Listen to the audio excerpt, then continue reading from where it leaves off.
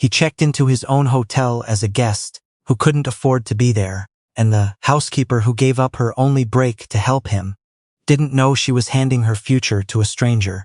Neither of them knew that a single afternoon in a hallway would undo everything they thought they understood about luck, about people, and about what it costs to be kind when you have nothing left to give.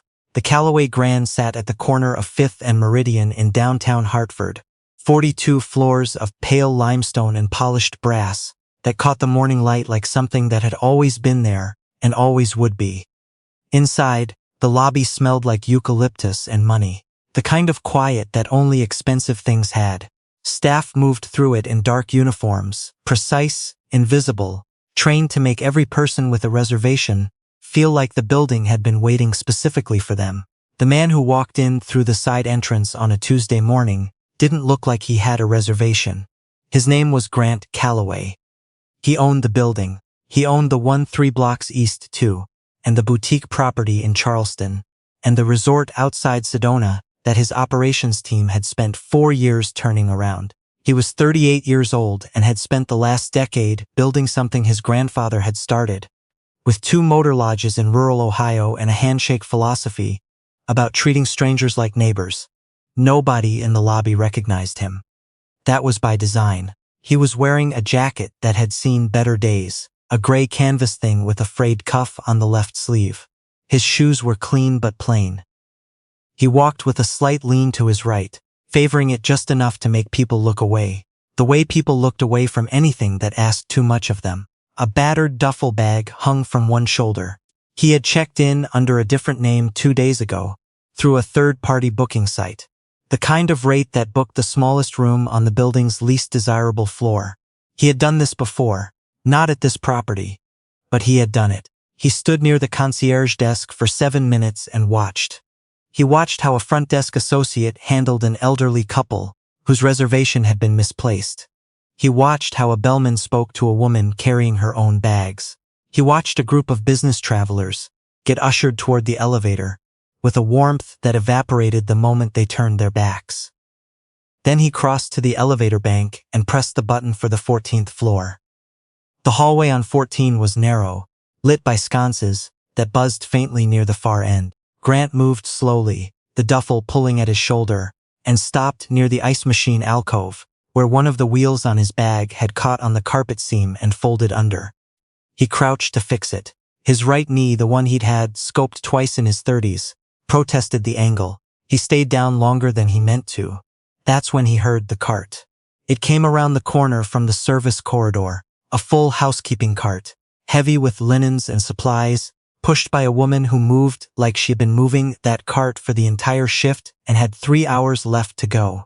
She was wearing the hotel's standard uniform, dark pants, a white shirt with the Calloway crest above the pocket. Her hair was pulled back. She looked like someone who had spent the morning working hard and wasn't planning to stop. She saw him on the floor next to the ice machine and slowed. "You okay?" she asked, not concerned in a performance, just direct, the way people asked when they actually wanted to know. "Wheel broke," he said, "on my bag." She parked the cart against the wall and came over. She looked at the wheel, then at the angle of the carpet seam that had caught it. Then she reached down and pressed the wheel casing back into its housing with 2 firm clicks. She straightened up and handed him the handle. "That seam's been raised since November," she said. "Maintenance has a ticket on it." He stood. "Thank you." She nodded once and went back to her cart. He watched her push it to the room 3 doors down, pull out her keycard and let herself in. He heard her begin to work, the efficient sounds of someone who knew exactly what order they did things in. Her name tag had read Petra. He went to his room, sat on the edge of the bed in the quiet for a while. The room was small. Not bad, just small. The window faced the building next door. The climate control was older than the rest of the floor's systems and ran loud. The bath towels were the correct Calloway towels but had been laundered so many times the edge embroidery had gone thin. He made notes on his phone. Not as a guest, as the owner. At 2 in the afternoon, he went back into the hallway for a glass of water from the ice machine and found Petra sitting on the floor in the alcove beside her cart. Her back was against the wall, knees up, a plastic-wrapped sandwich balanced on one knee, eyes closed. Not sleeping. Just stopped, the way people stopped when they had been going for too long. She opened her eyes when she heard him. Sorry. She started to get up. Don't, he said. She looked at him. You're on break, he said. It wasn't a question. 15 minutes. She settled back down, though she looked like a person who had been caught doing something she would have to justify. He leaned against the opposite wall. How many rooms on this floor? She looked at him sideways. 22. 16 checkouts today. He let out a slow breath. 16 checkouts meant 16 full strips and resets, not maintenance cleans. 16 beds, 16 bathrooms, linens bagged, carts restocked, clock running. By yourself? Janelle called out sick. She said it without bitterness. Just fact. So yeah, by myself. He stayed in the alcove while she ate. He didn't make conversation, and she didn't seem to want any. She was looking at the middle distance the way people did when they were running calculations behind their eyes. Not the room count. Something else. You live nearby? He asked, because something about the calculation on her face made him think she was not thinking about the hotel. She hesitated. 30 minutes north. I take the 7:14 bus. If I miss it, there isn't another one until 9. It was a Tuesday afternoon. He did the math on what time she had likely started. Do you always cover solo when the floor is short-staffed? She folded the sandwich wrapper into a careful square. Which is a lot lately. Why lately? She looked at him the way people looked at someone who was asking questions they didn't usually answer for strangers. But then she seemed to decide something, the way tired people sometimes decided to just say the thing. We had a new floor manager come in 6 weeks ago, she said. She reorganized the staffing model, wants everything done by a smaller rotation to cut labor hours. It saves money on paper. What it actually does is run the people who stayed into the ground. She said it carefully, not a rant. Just a person explaining a situation to someone who had asked. Her name, he had gathered from the tag, was Petra. She had the quality of someone who had been doing exactly this work for long enough to be very good at it, and not expect much for being so. Her hands were dry from the cleaning solutions. There was a small bruise on her left wrist, probably from the cart handle, the kind of thing that happened and healed and you stopped noticing. How long have you been here? He asked. 4 years, she said. Before the renovation, before the Calloway flag took over. She glanced at the crest on her own pocket, something wry in it, different uniforms, same rooms. Her 15 minutes ended. She stood up, tucked the wrapper into her cart's waste bin, and went back to room 1408 without any fanfare. He went back to his room and sat for a long time looking at his phone without touching it. Her floor manager's name was Sylvia. He found her file that evening without much effort. 31 years old, 2 years with the company, former regional operations role at a competing chain, hired 6 weeks ago, as Petra had said, to restructure labor efficiency on the mid-tier floors. Her quarterly reviews were good. Her metrics looked clean. She had reduced overtime by 18% in her first month. He read the guest comment cards filed in the last 6 weeks. He pulled them from the property management system, anonymized, which was how he always did it. He read them carefully. There were 14 references to housekeeping in that window. 4 praised specific staff members by name. 3 mentioned long waits for room turnovers. 2 complained that rooms had clearly been rushed. 1 said, and he read this one twice, the woman who cleaned our room looked like she was about to collapse. I hope you're treating your staff better than it appears. He read Sylvia's expense reports, her labor reduction numbers, the shift logs from the floors she managed. Then he pulled up the personnel files for the housekeeping staff on 14. Petra Valdez, 31 years old, 4 years of employment, 1 commendation from a previous manager, no disciplinary record, hourly rate that had not changed in 14 months. He set his phone on the nightstand and stared at the ceiling that was slightly water-stained in the corner, and had probably been that way since November 2. His grandfather had opened the first motor lodge in 1971. He had told Grant, in the particular way, old men told you things they needed you to remember, that a building was only as good as the people inside it, and people were only as good as you were willing to make their work worth doing. Grant had been 12 when he heard that. He had run a company of 1,100 employees for 9 years, and found that the things you understood at 12 remained true in ways that spreadsheets were structurally unable to capture. He thought about what Petra had said. what it saves on paper, what it actually does. He thought about the guest card. The woman who cleaned our room looked like she was about to collapse. He went to sleep in the small room with the loud climate control and the window facing the building next door. The next morning, he was in the hallway at 7:45 when Sylvia did her floor walk. He had positioned himself near the ice machine with his phone, looking at nothing in particular, the way guests sometimes did. Sylvia moved fast. She was sharp-featured, efficient, carrying a tablet under one arm and a radio clipped to her jacket. She knocked on 3 doors to check vacancy status, spoke briefly to a junior housekeeper named Marco, who had come up from the 9th floor to help, checked 2 rooms against her tablet, and moved on. She did not ask how he was managing the floor. She did not ask how many rooms were left. She checked her tablet numbers. That was what she checked. Grant watched her go around the corner and disappear into the service corridor. He went downstairs. Sylvia, as it happened, had a company credit card for operational expenses. It was standard issue. What was not standard was the pattern in the receipts, which he had not looked at the night before because he had been reading comment cards, but which his CFO had flagged in a regional audit summary 3 weeks ago, and which Grant had meant to follow up on and had not. He sat in the business center on the 2nd floor and looked at it now. 11 months of receipts. A vendor account for linen supply that had no corresponding delivery records in the inventory system.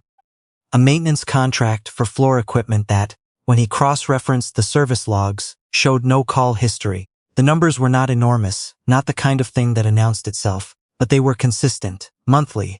Careful. He called his CFO. How long has this been flagged? 3 weeks, his CFO said. I sent it to regional ops. Who's regional ops on the Hartford property? A pause. Sylvia Brent reports to the regional ops director. They're in the same office. Grant was quiet for a moment. Pull everything, he said, going back to her start date. Don't tell anyone at the property level. I need it by Thursday morning. He hung up and sat looking at the paneled wall of the business center for a while. His grandfather had also said, and this one Grant had thought about more as he got older, that the people who smiled the most in the building were sometimes the ones you needed to watch most carefully. Not because kindness was false, because performance was easy and consistency was not. He thought about Petra, the way she had spoken about the staffing model, the careful way she had said it, not accusing, just explaining, like someone who had seen things that bothered her, but had made peace with the fact that bothering to say so probably wouldn't change anything. He was not sure she was right about that. On Wednesday afternoon, he went back to the 14th floor. His room was made up. The towels had been replaced with fresh ones. The water-stained corner of the ceiling was still there, and a note had been left on the desk in the thin Calloway notepad. Maintenance has been notified about the ceiling. We apologize for the delay. PV. He sat on the edge of the bed and read the note twice. PV. He went into the hallway. She was 2 rooms down, door propped open, cart in position. He knocked on the doorframe. She looked up from stripping the bed. The note, he said. You didn't have to do that. Ceiling's been like that for a while, she said. Doesn't mean it should be. She went back to the bed. He stood in the doorway for a moment. Can I ask you something? She paused, a bundle of linen in both hands, and looked at him with the expression of someone who was not unfamiliar with guests asking things they didn't expect to be asked by a guest. Go ahead, she said. If you could change one thing about how this floor is run, he said, what would it be? She was quiet for a moment, not deciding whether to answer, deciding how. The schedule, she said finally, not the hours. The way the hours are planned. Right now the model assumes every room takes the same time, which means if you get a rough checkout or a guest who left the room in a state, you're automatically behind and there's no float in the system to absorb it. You just run late for the rest of the day. By yourself. She said it to the linen, not to him. Then she looked up. But I don't know who's supposed to hear that. He looked at her steadily. I might. She studied him for a moment. Something shifted in her expression. Not suspicion exactly. More like recalibration. You're not just a guest, she said. It was not a question. He didn't answer right away. I'm staying in room 1403, he said. Until Friday. She looked at him for one more moment. Then she went back to the bed. He left the doorway. He went back to room 1403 and sat with what she had said. The model assumes every room takes the same time. It was the kind of thing that sounded obvious when someone said it out loud. It was the kind of thing that got flattened in a spreadsheet until it became invisible. He thought about Sylvia's numbers, the efficiency metrics, the overtime reduction, the vendor receipts that didn't match the delivery logs. Thursday morning, his CFO sent the full report. 14 months of receipts, 3 vendor accounts, no corresponding service records, no inventory matches. The total, when the forensic accounting team had finished, was $94,000. It was not a staggering number by the scale of the company. It was a number that had been designed not to be staggering. Designed to be small enough to hide in the noise of a renovation budget. Grant read the report in the lobby coffee bar with a cup he didn't taste. He called his head of HR. He called the company's legal liaison. He called his director of property operations and told her to be at the Calloway Grand by noon. He went upstairs and took off the gray jacket and put on the suit he had brought in, the bottom of the duffel bag. The meeting was in the 42nd floor boardroom. It had not been used for an unscheduled gathering in 18 months. And the staff, who caught a glimpse of the group walking through the lobby, had no framework for what they were looking at. Grant's director of operations, his HR lead, 2 people from legal and a man in a charcoal suit who walked like he owned the floor because he did. Sylvia was called up at 12:15. She arrived sharp, tablet under her arm, composed. She had the quality of someone who had spent years preparing to be in rooms where she needed to be composed. She looked at the people at the table. She looked at Grant last. Something moved across her face. A recognition that arrived 2 seconds too late to be useful. Sylvia, Grant said. He did not say it with warmth because there was no warmth to put behind it. He opened the folder in front of him. 14 months. 3 vendor accounts. $94,000 that does not correspond to any service, supply, or inventory record in this property system. She looked at the folder. She looked at him. She said, "Those records will show clean on a standard audit." "This wasn't a standard audit," he said. She said nothing for a long moment. Then she said, "I want to speak with legal counsel." "That's your right," he said. "They're in the room." He nodded to the 2 people from legal. They handled the rest. Grant stood at the window for a long time after Sylvia had been escorted out. The city below was mid-afternoon busy, taxis and pedestrians, and a food cart on the corner, sending up a thread of steam. Everything small from up here. Everything looking ordered, in a way it never quite was when you were down in it. His grandfather had been a man who drove to every property himself. In the early years, before there were too many to drive to, he had shown up unannounced and introduced himself to the person running the desk and asked them what was working and what wasn't. Not their manager, not the regional lead, the person running the desk. Grant had started doing the same thing, just differently. He took the elevator down to 14. The hallway was quiet in the mid-afternoon lull between checkouts and arrivals. Petra's cart was parked outside 1411. He knocked on the open door. She was restocking the bathroom. She came out when she heard him and stopped when she saw the suit. He had forgotten he was wearing it.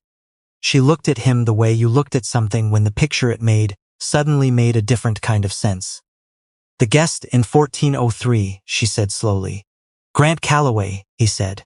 She stood with the hand towels she had been folding. She looked at him very steadily. "You were checking the property," she said. "I was," he said. "I do it a few times a year at different properties. I come as a guest. I watch how things run. And the floor manager has been removed.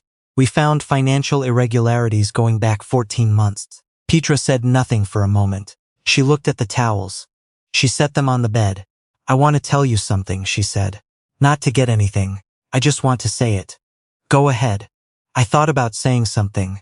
About the staffing model, about the vendor stuff I didn't understand but noticed. There was a supply order last quarter that didn't match what we received, and I mentioned it to Sylvia, and she told me I'd misread the invoice.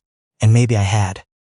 She paused, but I didn't report it further because I didn't think it would go anywhere. I thought I'd just be the person who made noise. Grant was quiet. "You weren't wrong to notice," he said. "I know," she said. "I just didn't know if there was a point in saying so." He looked at her for a moment, the dry hands, the careful way she stood. 4 years in the same building, 1 commendation, no raise in 14 months. "The schedule model you described yesterday," he said. "The floating time for rough checkouts. Can you walk me through it? She looked at him like he might be asking to be polite. I'm not asking to be polite, he said. She walked him through it. It took about 12 minutes and involved her pulling the cart into the hallway so she could show him the actual room count against the time blocks on her shift sheet. She had clearly thought about it. For longer than a conversation. She had thought about it the way someone thought about a problem they had to live inside every day. When she finished, he said, Have you managed staff before? At my last job, she said. Smaller property. I was assistant floor supervisor. Why'd you leave? The property closed. Economic downturn in 2020. I went where the work was. He nodded. He looked at the cart, the shift sheet, the room count she had laid out with the matter-of-factness of someone who had been solving problems no one asked her to solve for a long time. I need someone to run this floor, he said. An actual floor manager position, not interim. New title, new rate, direct line into my property director. I want the scheduling model rebuilt and I want it done by someone who knows what a rough checkout day actually costs. Petra was quiet. I'm not offering it because you helped me in the hallway, he said. I'm offering it because you diagnosed a systems problem in 2 sentences and then built out the solution on a shift sheet without being asked to. She looked at him for a long moment. What happened to Sylvia's position? She asked. It's vacant, he said. She picked up the hand towels she had set on the bed. She turned them over in her hands once. Then she set them back down. Yes, she said. It was not a dramatic yes. It was the yes of someone who had been doing the work for a long time and had just been told it was the right work. Those were different things, and they both knew it. The paperwork was drafted the following week. Petra Valdez moved into the floor manager role on a Monday. Her first act was to sit down with Marco and the 2 other housekeepers on 14 and ask each of them the same question Grant had asked her. If you could change one thing about how this floor is run, what would it be? She wrote all of it down.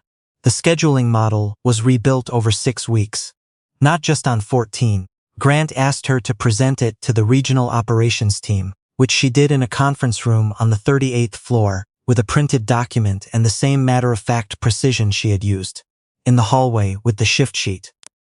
The model was piloted across 3 floors. Staff overtime went down.